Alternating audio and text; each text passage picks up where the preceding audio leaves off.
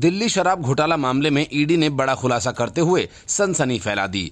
ED ने साफ तौर पर कहा कि अरविंद केजरीवाल और मनीष सिसोदिया ने मिलकर घोटाले की साजिश रची थी और साउथ ग्रुप से 100 करोड़ की रिश्वत बतौर एडवांस ली थी।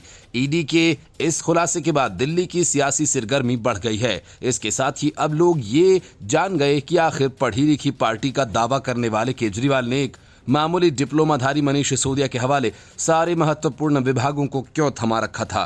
सिसोदिया ही शिक्षा मंत्री, वही वित्त मंत्री, वही आबकारी मंत्री सहित कई अन्य विभाग उनके हवाले थे, जहां से केजरीवाल मोटी कमाई किया करते थे। के कविता के यहां छापेमारी से मिले दस्तावेजों और गवाहों के बयान के आधार पर ईडी का ये दावा आम आदमी पार्टी की नींद उड़ाने के लिए काफी है। अब केजरीवाल जितना भी समन को गैर कानूनी बताएं, ईडी के इस बयान के बाद साफ है कि केजरीवाल को कभी भी वो गिरफ्तार कर सकती है। प्रवर्तन निदेशालय ईडी की जांच में ये बात सामने आई। दिल्ली की एक अदालत ने बीते शनिवार को हिरासत के अनुरोध संबंधी ईडी की अर्जी पर के कविता को 23 मार्च तक के लिए ईडी की हिरासत में भेज दिया। ईडी के मुताबिक जांच में खुलासा हुआ कि नई आबकारी नीति से लाभ उठाने के लिए केजरीवाल ने आम आदमी पार्टी के नेताओं, मुख्यमंत्री अरविंद केजरीवाल और तत्कालीन उप मुख्यमंत्री मनीष सिसोदिया के साथ मिलकर साजिश रची।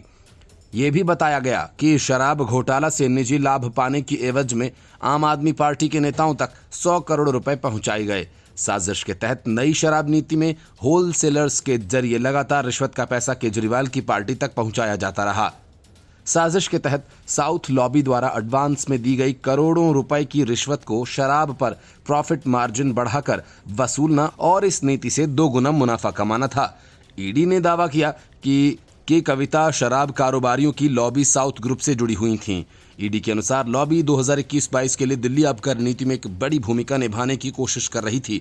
ये नीति अब रद्द की जा चुकी है। केंद्रीय एजेंसी की कविता को 15 मार्च की शाम हैदराबाद के बंजारा हिल्स स्थित उनके आवास से गिरफ्तार करके दिल्ली लाया गया था।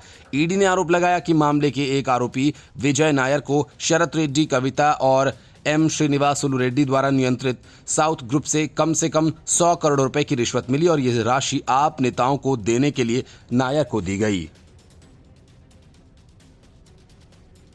Report news of India.